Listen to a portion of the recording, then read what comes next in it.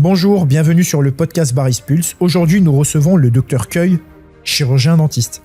Mesdames et messieurs, bonjour, bienvenue une fois de plus sur Baris Pulse, notre chaîne. Donc aujourd'hui, on va parler donc du coup de paroles de chirurgien dentiste avec le docteur Gilles Cueil qui est présent. Le docteur Gilles Cueil va nous parler de son histoire, pourquoi est-ce qu'il a choisi la dentisterie, qu'est-ce qui l'anime, quels sont les défis en fait qu'il a connus. Et d'ailleurs, son épouse est aussi chirurgien dentiste. Il va nous parler de ses hauts, de ses bas, de notre collaboration tous les deux et surtout de ses idéaux d'une manière générale au niveau de la société. Docteur Gilles Cueil, bonjour. Bonjour Thomas, Comment ça va là. Je te remercie déjà de ton invitation. Pareillement, c'est un plaisir Gilles. Également. Alors Gilles, qui es-tu ? Qui es-tu ? D'où tu viens ? Et pourquoi la dentisterie ? Eh bien rapidement, mon parcours, j'ai choisi la dentisterie parce que j'ai toujours été attiré par le milieu de la médecine. Et après, par connaissance, de fil en aiguille, j'ai rencontré des professionnels de la santé, notamment un praticien avec qui j'ai beaucoup sympathisé et qui m'a donné envie de faire ce métier après avoir passé quelques grands moments dans son cabinet. J'ai choisi la voie dentaire. Pour plusieurs raisons. D'abord parce que cette voie dentaire, elle a évidemment un aspect médical. On fait, dans chirurgie dentaire, il y a chirurgie. Parce que c'est un métier où il faut énormément de précision, de rigueur. Parce que c'est un métier qui allie à la fois la réflexion et la technicité manuelle. J'aime bien tout ce qui est manuel, voilà. Pour une dernière raison, c'est un métier qui intègre dans son domaine une recherche d'esthétique qui me convenait. J'ai aussi beaucoup d'intérêt pour tout ce qui est esthétique. D'accord. Esthétique d'une manière générale ou Absolument. D'une manière générale. Bon, en tout cas, ça se voit. Tu es très élégant. D'une manière générale. Voilà. Donc, ces 3-4 points m'ont orienté à devenir un chirurgien qui pratique à la fois de la chirurgie et de l'esthétique. Et donc, du coup, quels ont été tes défis dans ce métier, Gilles ? Parce qu'en fait, donc, du coup, tu es libéral. Ça fait combien d'années que tu es chirurgien dentiste ? Et quels ont été tes défis ? Alors, moi, j'exerce depuis 1987. J'ai toujours exercé seul. C'est un choix. Au début, j'avais envisagé, j'avais l'envie d'intégrer des collaborateurs dans mon cabinet. Et puis, des expériences malheureuses de confrères m'ont un petit peu ralenti dans mon choix. Et finalement, je suis resté seul dans un cabinet. Le but, c'était de évidemment développer la structure. Sur le plan, évidemment, création de patientèle, mais également sur un plan managérial, c'est-à-dire avoir un petit peu une équipe qui travaille avec moi. Ça, c'était un objectif, et essayer de créer une équipe qui voit la dentisterie de la même façon que moi et avec une certaine éthique absolument de l'accompagnement du patient concrètement. Voilà, et depuis quelques années, il y a quelques années, nous avons opté mon épouse et moi d'ailleurs, pour une formation en termes de relationnel communication au sein du cabinet médical. D'accord. Plus au niveau des collaborateurs de l'équipe ou plus d'une manière générale? Nous avons tous fait la formation. C'est-à-dire que nous avons tous fait la formation. Okay. D'accord. Simplement parce qu'on s'est aperçu, à partir des années 2000, que au sein d'un cabinet, les résultats purement dentaires, c'est-à-dire la satisfaction du traitement apporté au patient, ne suffit pas pour valoriser un cabinet. C'est au-delà. On s'est aperçu que la valorisation d'un cabinet passait par le relationnel et la qualité de service que vous offrez aux patients qui sont susceptibles de venir vous consulter. C'est voilà. Le patient, évidemment, qui recherche une finalité de confort, de fiabilité et d'esthétique dans son traitement, ce n'est pas la seule chose qu'il recherche lorsqu'il sonne à la porte du cabinet dentaire. Il recherche un accueil, il recherche une prise en charge, il recherche un relationnel, un contrat de confiance, etc. etc. Et là, nous avons fait une formation qui a duré 2 ans, 3 ans, dans une société spécialisée qui maintenant... Ils fleurissent, ces sociétés qui forment les praticiens. Je vois de laquelle tu parles. N'est-ce pas? Et ça nous a énormément apporté.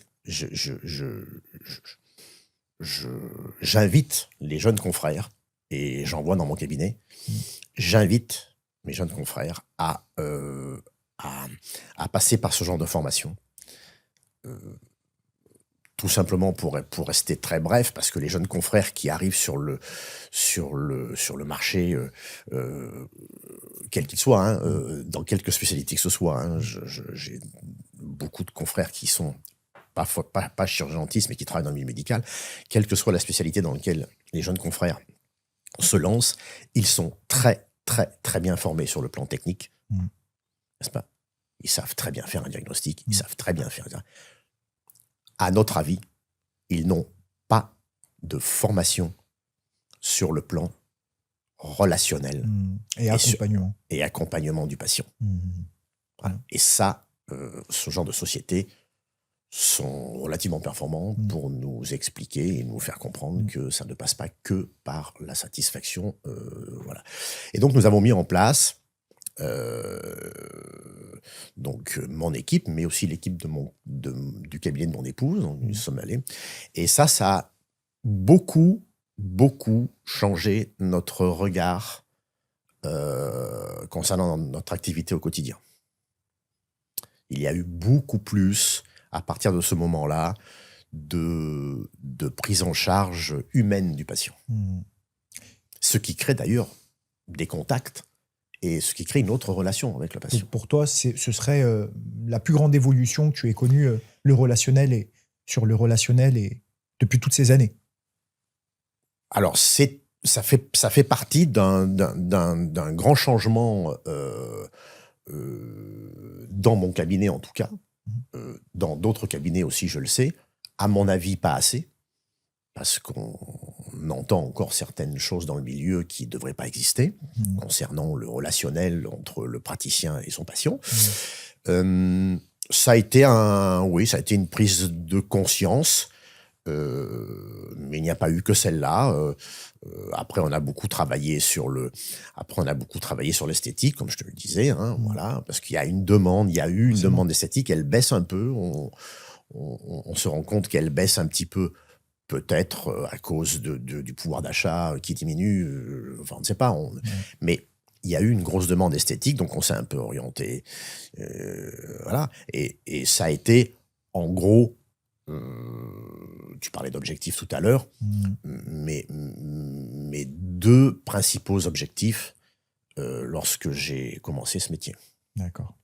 Est-ce que tu as eu des difficultés à recruter ton personnel? Est-ce que... Parce que ça, c'est un grand sujet aussi. C'est un sujet. C'est un réel sujet.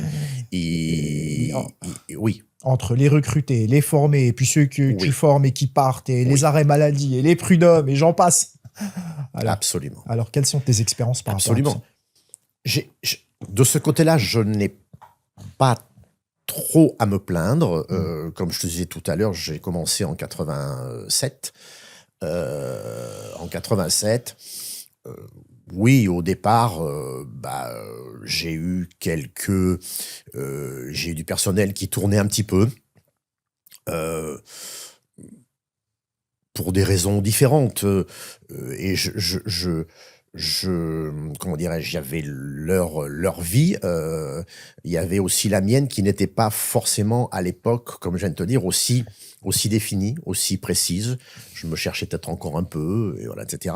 À partir du moment où on a su, comme je te dis en 2000, quelle orientation donner au cabinet, ce que nous voulions, dans quelles conditions, et là, ça a commencé à être un petit peu plus compliqué. Hmm. Parce qu'il fallait des personnes qui intègrent l'équipe et qui soient et qui rentrent Ouais, dans le... dans cette vision, qui adoptent cette vision, cette philosophie Mhm. qu'on a essayé d'imprimer au cabinet. Ouais, et cette éthique surtout, l'éthique que... Oui. Alors, oui, il a fallu. Et inévitablement, on sait aujourd'hui, euh, dans le milieu, en tout cas dentaire, puisque c'est celui que je connais le plus, il est très difficile de trouver du personnel, assistante, etc., autres, labos, enfin, etc., qui soit fiable, qui soit disponible, qui soit rigoureux, qui soit, enfin, et puis avec lesquels vous puissiez avoir une vision. Ouais, d'équerre. Ouais, parce qu'en fait, concrètement, ces personnes-là, on les voit même parfois plus que notre famille, plus que notre épouse, notre époux.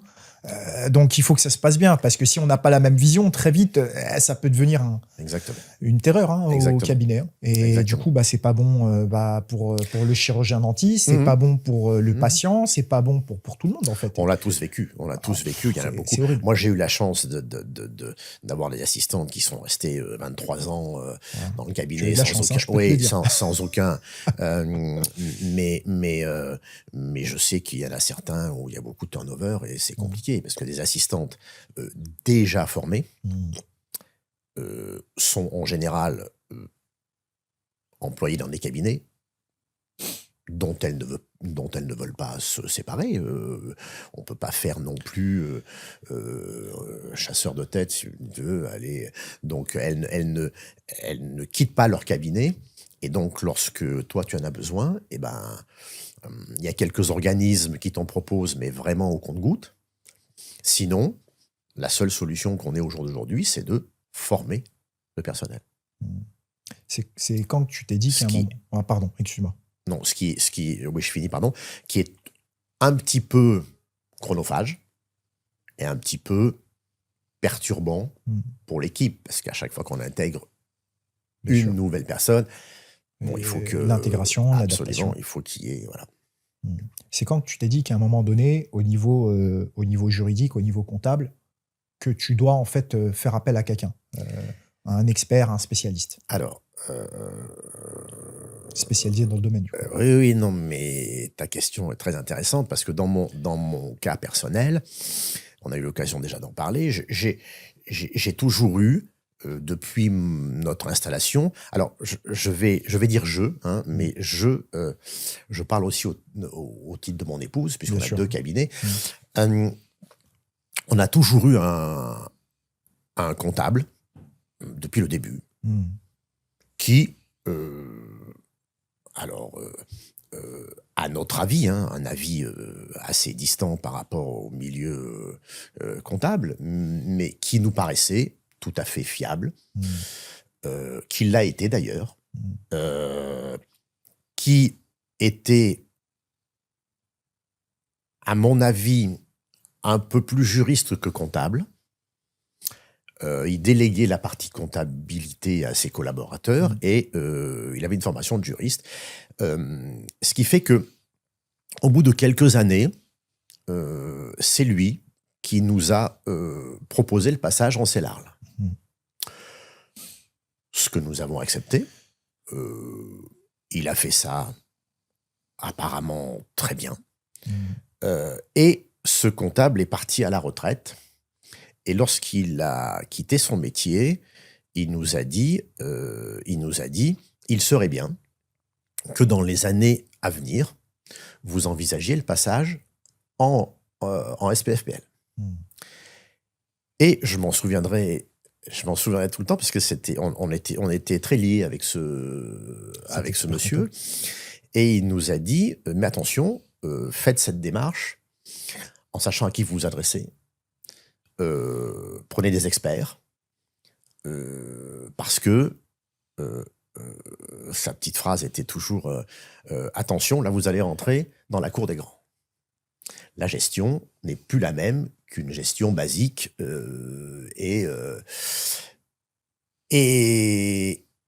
et puis je sais pas, quelques mois sont passés et puis nous avons rencontré le cabinet Baris Stratégie.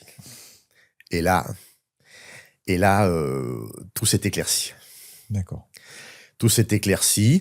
Je pense que depuis qu'on a rencontré le cabinet Baris, nous nous réjouissons tous les jours avec mon épouse du choix qu'on a fait, parce que vous êtes devenus, et tu le sais, des partenaires au quotidien de notre gestion, à la fois professionnelle, patrimoniale, bientôt successorale, puisque voilà, et que j'avoue que la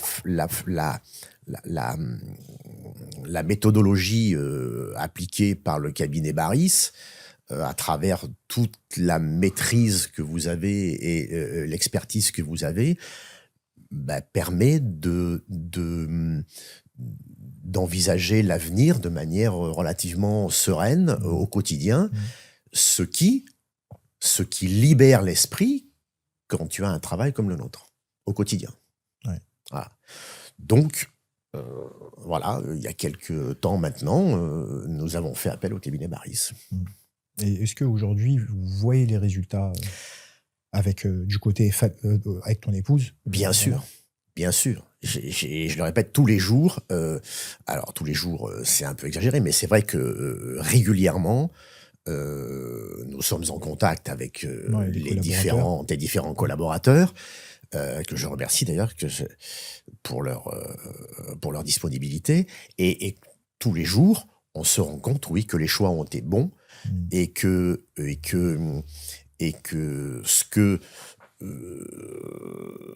que vous nous avez permis de faire avec toute votre maîtrise, à la fois en termes de gestion financière, en termes de connaissances juridiques, en termes de tout ce qu'on veut, ce que vous nous avez permis de faire nous permet d'envisager la cessation d'activité, puisqu'elle est maintenant un peu proche, de manière très sereine. Et c'était, avant de vous rencontrer, c'était l'un de nos petits soucis. Ouais. Et vous avez aplani beaucoup de petits soucis. On vous a même accompagné chez le notaire, me semble-t-il, avec mes avocats fiscalistes. Bien sûr, c'est ce que j'abordais tout à l'heure. Au jour d'aujourd'hui, nous avons... Au niveau familial, du coup, maintenant, avec les enfants. Absolument. Aujourd'hui, nous sommes en relation avec Adrien, qui s'occupe de... On lui a soumis le projet de transmission, et voilà, et ça se présente très bien. Il y a une collaboration entre le notaire et tes équipes qui sont très fiables, très appréciables, et on apprécie à la fois, chez Baris, on a apprécié dès les premiers instants, on a apprécié votre écoute, votre empathie, votre disponibilité, et un point aussi très important que je souhaite communiquer à mes jeunes confrères, s'ils veulent vraiment faire gérer correctement leur cabinet et pas seulement leur cabinet, c'est la réactivité que vous avez par rapport à certains organismes.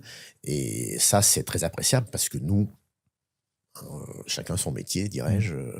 Et voilà. Et ça, nous, ça nous a énormément libéré l'esprit parce que c'est très chronophage, ce genre de. Bah, en fait, Gilles, un bon conseil, enfin un conseil pour moi, c'est un peu tout ce que tu dis. C'est un confident, c'est même au-delà. Pour moi, c'est un on devient un peu psychologue aussi. Comme toi dans ton domaine, tu es psychologue aussi de tes patients. Et ben nous, c'est exactement pareil. Et en fait, un bon confident, un bon conseiller, en fait, quand il te conseille bien, tu peux aller très loin avec lui. Et en fait, il peut t'ouvrir les yeux et il peut Absolument. Il peut t'ouvrir des portes que toi, en fait, tu ne savais pas. Tu ne savais pas. Et c'est pour ça qu'il faut être spécialisé dans un domaine. Un bon conseil peut faire gagner beaucoup. Oui. Comme un mauvais conseil qui peut te faire perdre beaucoup aussi. Oui, je pense. Voilà. Je ne suis pas très. Voilà. Oui. Voilà. Oui. Et donc, concrètement, aujourd'hui, donc, on a parlé donc, de ta famille. Toi, dans ta famille, tu n'as personne qui est chirurgien dentiste à part ton épouse, ni tes gendres, du coup. Non. Comment tu vois l'avenir maintenant pour tes enfants ? Est-ce que tu vois un avenir serein pour tes enfants avec tout ce qui se passe, l'actualité politique, économique, l'intelligence artificielle, on en parlait tout à l'heure en coulisses, toi et moi. Oui, alors c'est vrai que l'évolution de la société pourrait faire craindre certaines dérives, oui, ça peut être un peu anxiogène ce qui se passe en ce moment. Je crois que j'ai la chance dans ma famille de rencontrer énormément de jeunes de la génération de mes enfants. Qui ont à peu près quel âge ? Ils ont une trentaine d'années Qui à peu près ? ont entre 30 et 35 ans. D'accord. Qui sont dans des domaines complètement différents. D'accord. Ils sont dans quel domaine, Gilles, tes enfants ? Alors, moi, mes enfants, j'ai 2 filles. L'aînée est dans gère un domaine viticole en Bourgogne.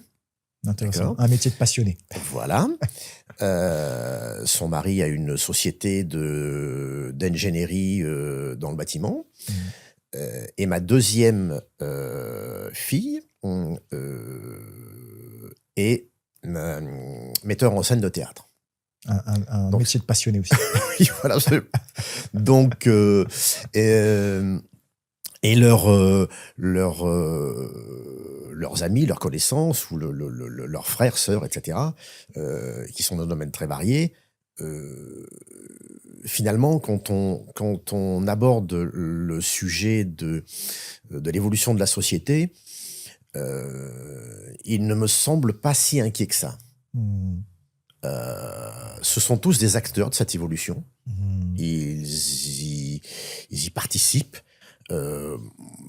Quelque part, il y en a même certains qui la souhaitent, notamment l'intelligence artificielle, etc. Ils travaillent dedans. Et donc,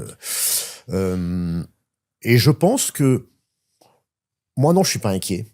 Je suis pas inquiet. Je suis pas inquiet. Je pense qu'on a des jeunes aujourd'hui qui sont en capacité de faire évoluer cette société dans le bon sens. Ça, j'en doute absolument pas. Il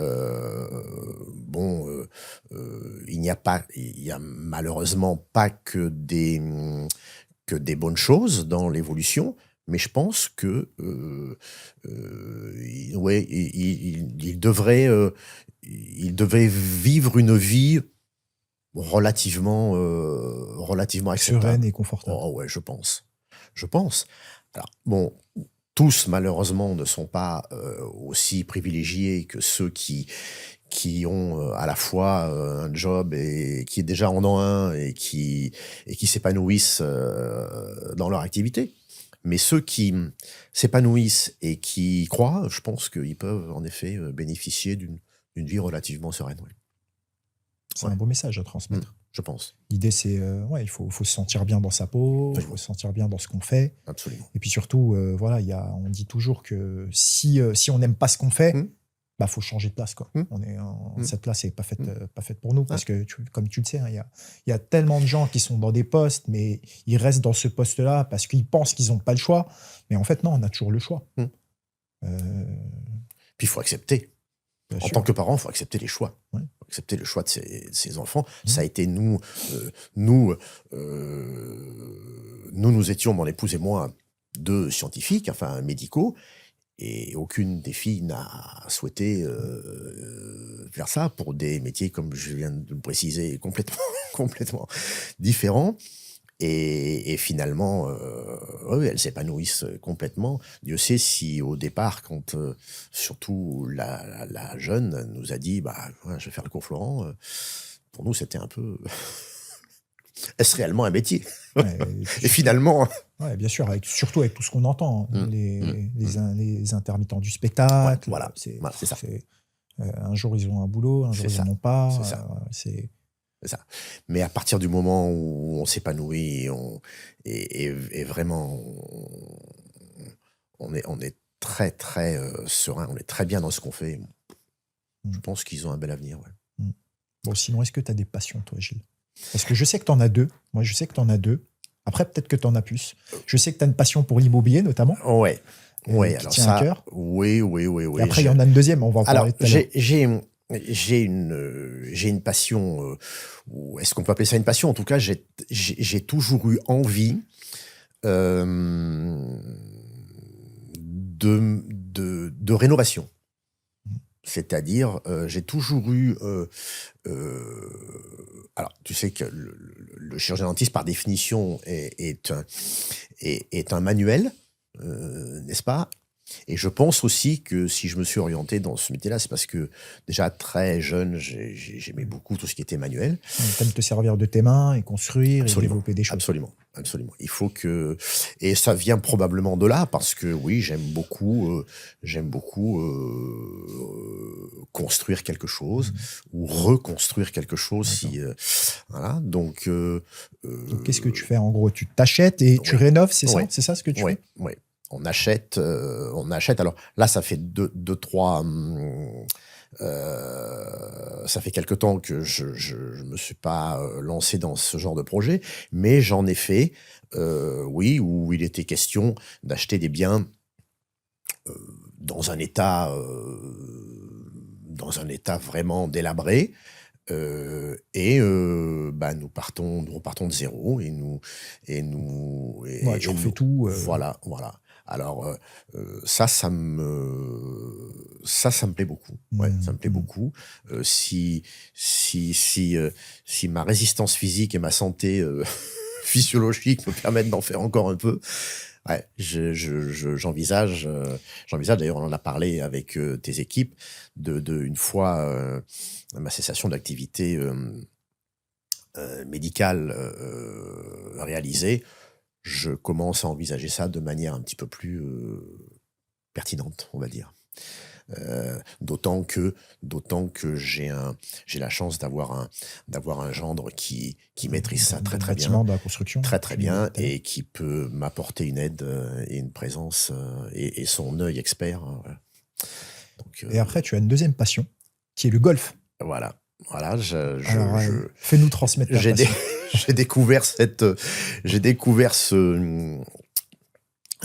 ce jeu il n'y a pas si longtemps que ça.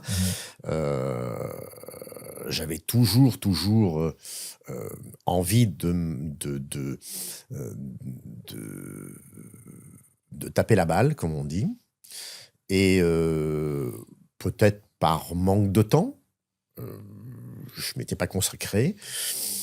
Je m'y suis consacré un peu tard. J'ai toujours aimé aussi les jeux de précision. Les jeux de précision, quels qu'ils soient. Et le golf m'a tout de suite attiré pour 3 raisons principales. Petit 1, c'est un jeu de précision, comme je viens de le dire. Il faut être assez précis dans ses gestes. La deuxième chose, c'est que c'est un très, très bon dérivatif et que je garantis, pour l'avoir vécu et pour en avoir parlé avec des amis golfeurs, qu'une fois qu'on est sur le parcours de golf, Ouais, on est dedans, quoi. absolument, on oublie tout. Et ça, c'est très, très bon dans le métier qu'on pratique. Et puis, il y a un côté qui n'est pas négligeable, c'est que on se promène au milieu d'endroits Bien sûr. relativement sympathiques et qu'on marche au milieu de la nature et que voilà, et que c'est très bon, la marche. Et tu voyages aussi grâce au golf? Enfin, Oui.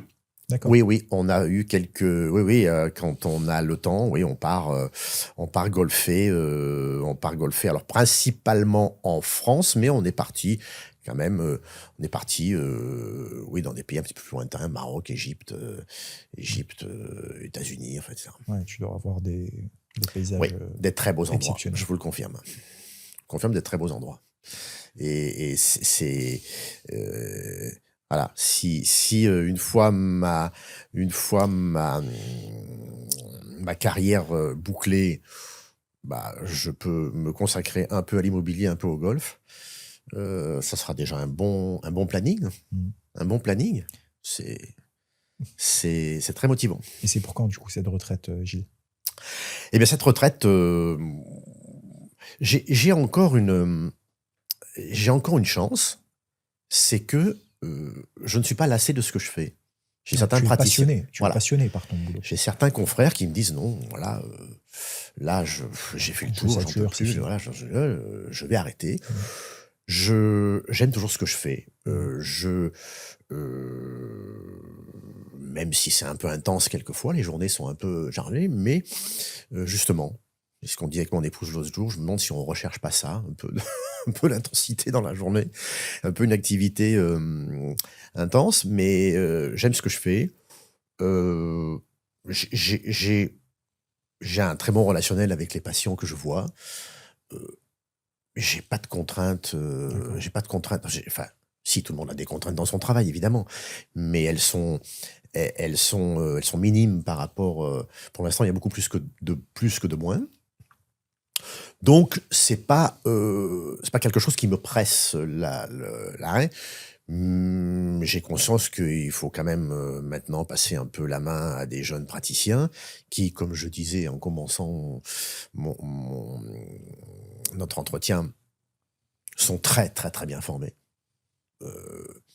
Très bien formés. Il leur manque simplement, si je disais, la petite étincelle communication relationnelle, mais très bien formés. Donc voilà, je pense que à échéance de 2 ans, 2 ans et demi, je penserai à me retirer. D'accord. Mais en amont, en fait, ton objectif, du coup, si j'ai bien compris, c'est une transmission de savoir Ouais. à un jeune. Et Voilà. tu arrives à trouver, du coup, ces jeunes-là? Alors moi, j'ai toujours aimé transmettre. Transmettre ce que l'on pratique, transmettre ce que mes pères m'avaient appris à travers des stagiaires que je reçois, etc. Ça aussi, ça me plaît beaucoup. Oui, je pense que dans l'idéal, d'ailleurs, il est préférable pour l'entrant comme pour le sortant d'avoir une période de transition et de relais. relais qu'on appelle dans notre jargon juridiquement la présentation à la patientèle. En fait, on peut pas laisser les clés comme ça. On peut pas laisser les clés de la boutique simplement comme ça. On fait quand même un métier quelque part qui est humain, médical, et les patients ne sont pas simplement que des dossiers, des fichiers et des cas cliniques. Donc je mets un point d'honneur à pouvoir transmettre cette patientèle sur le plan humain à quelqu'un qui partagera mon activité pendant les derniers mois et qui sera présent avec moi pour qu'on fasse une transition à la fois sereine pour lui, Bien sûr. ou pour elle, hein, sereine pour moi et aussi confortable pour les patients, parce que les patients posent des questions. Ouais, parce qu'en fait, tout le monde est gagnant Évidemment. dans cette transition, Évidemment. tant le jeune, parce qu'en fait, lui, il va acquérir toute une expertise et une expérience que le sortant, qui est là, qui va transmettre son savoir. C'est quand même assez noble de transmettre tout son Absolument. savoir, toute Absolument. une expertise Absolument. de plus de 35-40 ans de métier. Ouais. C'est quand même beau. Tu termines ta carrière comme ça, tu te dis, bon, bah, C'est voilà, enrichissant c'est parti. pour l'entrant, c'est très valorisant pour le sortant. Bien sûr. Et, Tout le monde est et gagnant. finalement, ça crée un lien qui est assez sympathique. En fait. Et ça, j'aimerais bien. Et tu Alors l'as ça trouvé aussi, c'est pas facile à trouver parce Ah qu'en ce bah, moment, les jeunes, ouais. les jeunes, les jeunes ont tendance à vouloir un peu réduire leur activité, leur temps de travail, et puis également leurs contraintes. C'est vrai que intégrer une société, la gérer, la faire prospérer, bah oui, c'est des contraintes pour celui qui la prend en charge, qui va être obligé de gérer du personnel, de gérer, etc. Aujourd'hui, on remarque quand on reçoit les jeunes praticiens qu'ils sont plutôt orientés vers un semi-salariat, un semi, voilà, que vers devenir, comme tu disais, gérant, entrepreneur, enfin boss, Ouais, quoi. parce que quand tu es libéral, tu es chef d'entreprise. Voilà. Ouais, et puis aujourd'hui, si tu veux, les gens, ils ont aussi peur beaucoup de l'administratif. Ça fait peur, ça, l'administratif. On en parlait tout Les à l'heure. réglementations. La gestion comptable, la gestion financière, la gestion du personnel. Bien C'est sûr. tellement compliqué. Et justement, avec cette transmission de savoir et d'expertise, ils gagnent mais un temps fou. Voilà. Ils gagnent un temps fou, Voilà. le jeune. Je pense que cette transmission réalisée dans ce contexte et, j'en reviens tout à l'heure à ce qu'on disait, à une formation parallèle en communication relationnelle, gestion purement du cabinet dentaire, Ouais. gestion managériale, gestion technique, gestion, voilà quoi, pilotage, ce qu'on appelle pilotage de l'entreprise, qu'il n'acquiert absolument pas en faculté, on est bien d'accord. Je pense que si un jeune praticien envisage ses débuts dans ce contexte-là, ça peut donner quelque chose de très très bien. Est-ce que tu penses que les jeunes chirurgiens dentistes qui vont s'installer là, qui s'installent, et même pour plus tard dans leur carrière, est-ce que tu penses qu'au niveau financier, ils gagneront à peu près comme les chirurgiens dentistes de ta carrière, ou ça va...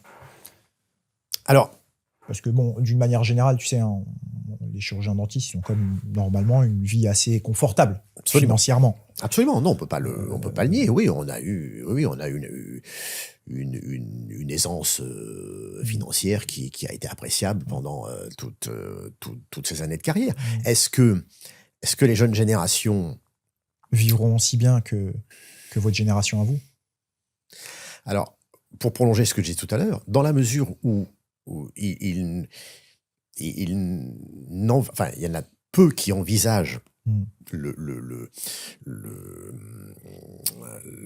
la reprise d'une société en tant que gérant, et je crains qu'en effet, ils n'arrivent pas forcément à des revenus tels qu'on a pu connaître, etc. Parce qu'ils sont tous aujourd'hui, enfin en grande partie, intéressés par un salariat qui les libère de toute contrainte de gestion, comme tu disais, etc. Alors oui, je pense qu'ils auront beaucoup moins de facilité à créer un patrimoine tel qu'on l'a créé. C'est pratiquement certain. Maintenant, il y en a inévitablement certains qui vont tirer leur épingle du jeu et qui sont, je pense à certains, qui sont en train de prendre un virage très, très technique, très technologique, justement d'intégrer l'intelligence artificielle dans les traitements, etc. Je pense que eux proposeront une qualité de soins supérieure. La seule interrogation, c'est est-ce que le patient demande ça? Pour avoir fait des petits sondages. Est-ce que le patient demande à être traité par un robot, par une chirurgie guidée? Est-ce que le patient demande Je crois que l'humain doit conserver une très grande importance dans notre métier, quoi. Ouais, parce que c'est encore très, très manuel. Donc du coup, Oui, manuel, donc oui, humain. oui, Donc oui. On est quand même. et Oui. remplacer ça tout de suite par un robot, ça peut être... Je pense qu'ils connaîtront, hein. Mmh. Je pense qu'ils connaîtront. Aujourd'hui, en médecine, il y a beaucoup d'interventions qui se font Bien sûr. dans ces conditions-là. Ouais. Je pense que ça arrivera en chirurgie dentaire. C'est déjà arrivé. Alors, c'est de la semi-robotisation, mais c'est déjà arrivé. Mmh. Donc, est-ce qu'ils pourront créer un patrimoine tel qu'on l'a créé? Je ne pense pas. Ouais. Je ne pense pas. Euh, Comment vont-ils, comment vont évoluer les honoraires selon, Ouais. Au niveau de la sécurité sociale aussi, voilà, ça c'est un vrai selon sujet. selon quels critères, parce qu'on sait de plus en plus que ces organismes, les caisses complémentaires, Ouais. etc., ont un droit de regard maintenant sur les honoraires. Mmh. Donc, on n'est plus libre de Ouais, de faire ce que vous voulez en on fait. n'est plus libre de facturer des honoraires, un acte, je veux dire, Mmh. tel que normalement il devrait être facturé et rémunéré à sa juste valeur au sein d'un cabinet qui Mmh. a un plateau technique, Bien sûr. etc. Du personnel, Donc, des impôts, des charges. est-ce qu'ils vont pouvoir avoir des honoraires en regard du plateau technique qu'ils vont mettre en place quand même, parce que le plateau technique, on sait tous que oui, la robotisation d'accord, mais ça a un coût Mmh. qu'il faut normalement répercuter quelque part sur les honoraires. C'est malheureusement, est-ce qu'ils vont pouvoir le faire? J'en doute. Euh, est-ce que est-ce que les patients, et on le vit au jour d'aujourd'hui, vont garder un pouvoir d'achat leur permettant de se faire soigner correctement, parce qu'on en est Mmh. là aujourd'hui, Mmh. hein, on en est là aujourd'hui, hein. Il y a énormément de personnes qui ne peuvent pas accéder à des soins, pas forcément des soins de haute technologie, hein, Mmh. mais des soins, Mmh. D'ailleurs, voilà, c'est classiques. pour ça que tu as de plus en plus de centres dentaires qui poussent un peu partout et donc du coup une qualité, d'accompagnement qui est, beaucoup plus bas de gamme. Voilà. Voilà, là c'est sûr que la qualité de service dont on parlait tout à l'heure, le personnel formé pour être empathique, très présent, Mmh. etc. Ouais, c'est pas pareil. Non, Ouais, c'est tu pas pas la même qualité exactement. de service. On en entend parler, on voit des patients Mmh. Mmh. qui ont testé, qui Ah oui, reviennent, ah qui. oui. Oui, c'est. Et certains, même parfois des praticiens, parlent pas très bien français, Hmm. c'est à la chaîne en fait, c'est l'industrie. Oui, oui. Alors je connais pas tellement le fonctionnement des dentaires, mais j'en ai entendu parler, on m'entend parler par les patients. Mmh. Oui, ils ont vraiment l'impression, oui, ils ont vraiment l'impression qu'ils sont un dossier, quoi, hein, qu'il n'y a pas tellement c'est normal, hein, parce que tu le sais comme moi, ces centres dentaires C'est vrai, sont gérés par des financiers, hein. Derrière, il y a une rentabilité à obtenir bien et sûr, voilà. Donc, oui, quelque part, on leur demande de. de faire du chiffre, Absolument. Voilà, c'est de ça. faire du chiffre. Voilà, parlons clairement, ouais, de faire du chiffre, ouais. Mmh. Mmh. Et ça, quelque part, ça brise un peu la relation patient, quoi. Du moins sur le plan. Voilà. Et ça, pourtant, pour moi, et j'insiste là-dessus sur les stagiaires que je vois, c'est la base. C'est la base de l'expansion d'un cabinet dentaire. Mmh. Le contrat de confiance qui s'établit avec le Ouais, patient. bien sûr. La communication, Absolument. l'accompagnement. Absolument. J'ai, Tu sais, ouais, pardon. oui, excuse-moi. Tu sais, on en parlait avec des patients, avec des confrères l'autre jour, et je crois qu'un patient, dans quelque domaine que ce soit, hein, que ce soit en orthopédie, en cardio, en chirurgie, un patient peut tout, euh, peut tout pardonner à son chirurgien, Mmh. hein. De la petite erreur technique à la grosse erreur médicale. Si, si un contrat de confiance a été établi au départ, Ouais. s'il y a eu euh, s'il y a eu cette petite liaison, Avec lui. voilà. Et voilà, et je crois que on voit des litiges aujourd'hui dans les professions médicales, et il me semble que, pour en avoir discuté, oui, ça pourrait être beaucoup limité, beaucoup réduit si si avant de prendre le bistouri, on établissait vraiment Ouais. un un contrat avec le patient, de confiance Mmh. et de réciprocité, voilà, ça c'est Exactement. Bah, tu vois, il y a 2 jours, avec mon attaché de presse, justement, on était avec un coach, on appelle ça un coach mindset, tu vois? Qui forme des très grands PDG, des d'accord. très grands Mmh, entrepreneurs en mmh, France et partout dans le monde. mmh, Et en gros, il disait que la clé, c'est l'écoute. Il faut écouter la personne que tu as en face de toi. absolument, C'est l'écoute. mmh, Il faut écouter et une écoute active. À absolument, partir du moment où tu as compris que, absolument, qu'il faut écouter, ton client, ton patient, ton collaborateur, ton mmh. épouse, ton époux, enfin, qui tu veux, c'est la clé. C'est la seule façon de répondre à ses attentes. Exactement. Écoute active. Ouais. Bon, après, ce qui est d'une manière beaucoup plus générale, Gilles, je ne sais pas si tu sais, mais il y a des enquêtes qui sont faites en ce moment et des études. C'était, tu vois, à l'époque, en une quinzaine d'années d'expérience, tu t'enrichissais. Tu vois, tu travaillais dans un même domaine pendant 15 ans, tu t'enrichissais, c'est-à-dire que tu pouvais acheter ta maison, tu pouvais acheter ton appartement, tu pouvais investir un peu. Aujourd'hui, en une quinzaine d'années, depuis en fait 1949, si tu veux, quand tu travailles 15 ans, tu vois, d'une manière, tu t'enrichis plus. Tu t'enrichis plus. Et en fait, bon, l'idée, c'est pas de transmettre un message alarmiste en fait aux jeunes qui s'installent, mais il faut aussi en tenir compte. Et du coup, bah, faut avoir une expérience, et c'est tout ce que tu dis, beaucoup plus pointue, technologiquement, être beaucoup plus à l'écoute du patient et, euh, et pouvoir sortir du lot, parce que sinon, bah, tu vas te retrouver dans un centre dentaire, hélas. Et Absolument. là, c'est pas très Mmh, joyeux. mmh, je suis Enfin, je d'accord, pense. je suis C'est d'accord. ça, ça représente pas une belle carrière comme toi ou ton épouse que tu as eu, par exemple. Non, alors après, les motivations, des praticiens sont différentes, hein, Mmh. mais, heu, mais oui, il y a pas de ah oui, oui, c'est pas aussi valorisant, c'est pas aussi, non, il y a une, non, puis cette relation patient, elle est elle est très motivante, quoi, hein. C'est Mmh. vraiment, voilà, et moi, je trouve que c'est une grosse, grosse partie de notre activité qui fait que le fait d'écouter le patient et de pouvoir répondre à ses attentes, et qu'à la fin,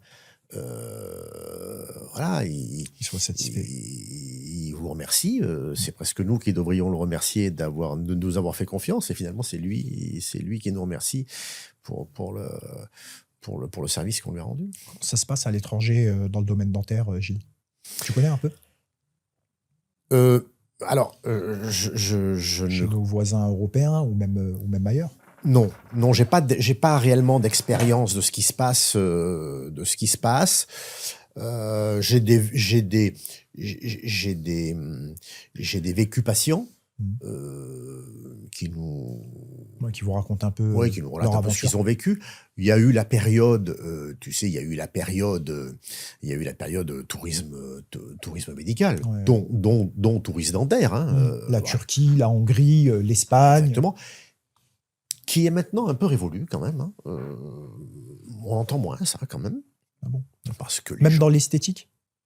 dans l'esthétique, oui, dans l'esthétique, je parle moi purement Ah, en médical. dentisterie. Je Mmh. pense que ça existe un peu moins. Mmh, mmh. Il y a eu OK. une grosse période, mais je pense que ça existe un peu moins maintenant, ou alors j'en entends moins parler. Heu, après, après nos confrères européens, il y en a qui sont, enfin, pour rester très vague, je pense que la France, la France n'est pas un pays de choix pour un praticien qui voudrait s'installer, hein. Maintenant, il y a des diplômes qui sont maintenant européens. Tu peux Ouais. aller, voilà.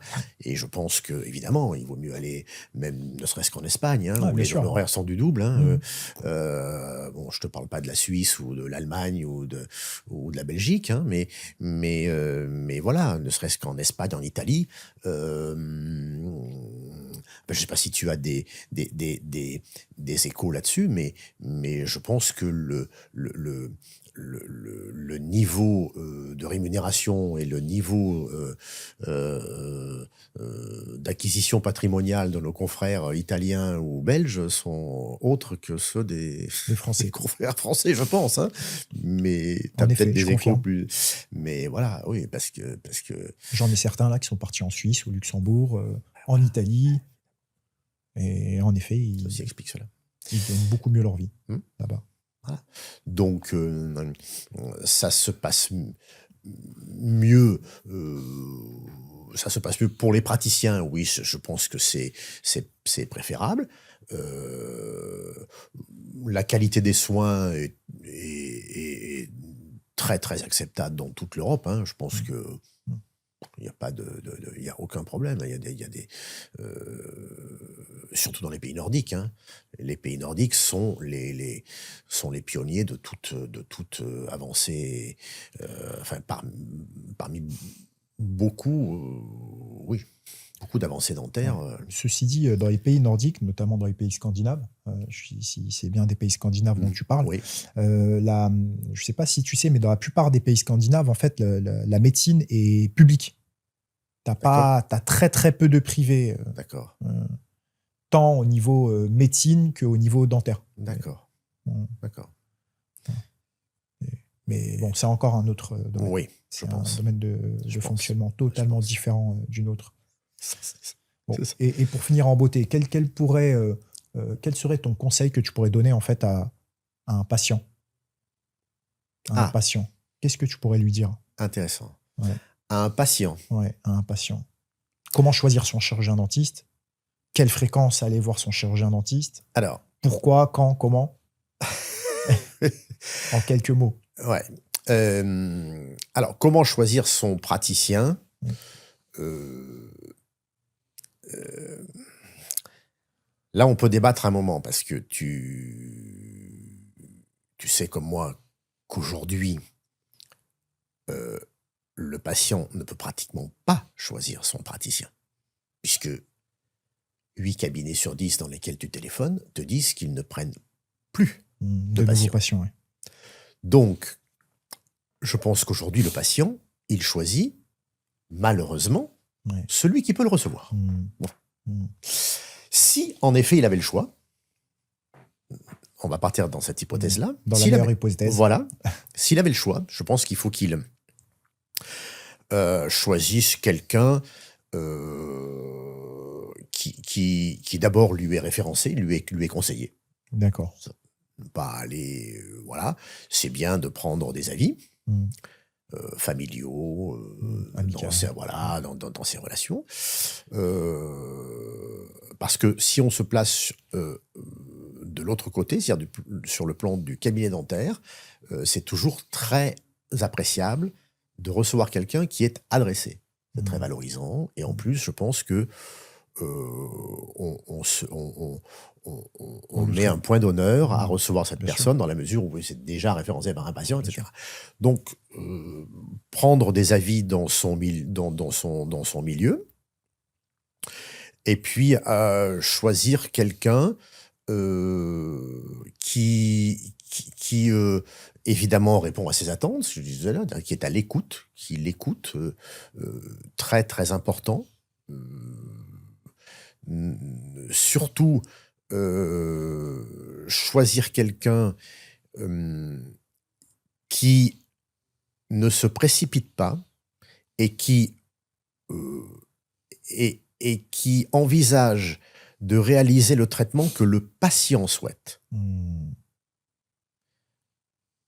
Beaucoup de praticiens réalisent le traitement que eux pense le meilleur pour le patient. Mmh. Ce qui n'est pas forcément le cas. C'est pas, Il faut écouter son patient. Voilà, exactement. Il faut écouter son patient. C'est exactement. On pourrait prendre plein de comparatifs dans des milieux commerciaux, mais en fait, voilà, écouter le patient, répondre à ses attentes, faire le traitement que le patient souhaite, pour lequel il est venu consulter, bien sûr, dans la mesure où il est réalisable technologiquement, etc., et financièrement, parce que l'enveloppe financière, aujourd'hui, représente quand même une grande part dans la décision du patient. Bien sûr. Donc, être à l'écoute, être disponible, et qu'il y ait, j'insiste beaucoup, un contrat de confiance qui s'établisse, aussi bien avec le praticien, évidemment, c'est lui qui manipule quand même, mais avec le personnel qui l'entoure, que ce patient puisse trouver une écoute auprès des assistantes, etc., une épaule auprès sur laquelle se reposer le jour où il y a une inquiétude, le jour où il y a une incertitude, une interrogation, etc. Et évidemment, mais ça, le patient n'est pas apte à juger, du moins avant le traitement, évidemment, quelqu'un de compétent dans son domaine. Ça paraît... Mais on voit aujourd'hui de telles choses que il faut quand même le préciser aussi. Je pense qu'il faut tout ce package pour que ça se passe. Comme je le disais tout à l'heure, et que le patient soit satisfait, soit bien pris en charge, et une qualité de service qui correspondait à ce qu'il attendait lorsqu'il a pris le téléphone, et que le praticien et son équipe puissent sereinement avancer et valoriser la structure comme ça, quoi. Je pense que c'est ça. Eh bien, merci beaucoup. Eh ben, merci à toi. Merci beaucoup, Gilles. Franchement, merci. C'était un super témoignage. Et merci à témoignage. Toute l'équipe de Baris Stratégie, que j'ai l'occasion de remercier souvent, qui nous ont permis d'avancer et de faire des bons choix à la fois financiers, et comme je disais tout à l'heure, comme je suis pas très loin de la retraite. De ma retraite, j'ai eu, moi, je suis un peu votre patient, j'ai eu une bonne écoute, j'ai obtenu une bonne écoute, j'ai été écouté, parce que chaque cas est différent, en fonction de sa situation personnelle, en fonction de ses choix, en fonction de ce qu'il veut pour son avenir, et c'est c'est un des points qu'on a énormément apprécié avec toi et avec tes équipes, c'est qu'on discute, vous avez pu nous connaître, nous comprendre, et avec tous tes collaborateurs, on avance et on prévoit l'avenir de manière sereine. Merci. Je les remercie pour ça. Merci beaucoup. Bonne journée à toi et à très bientôt. Merci de m'avoir reçu.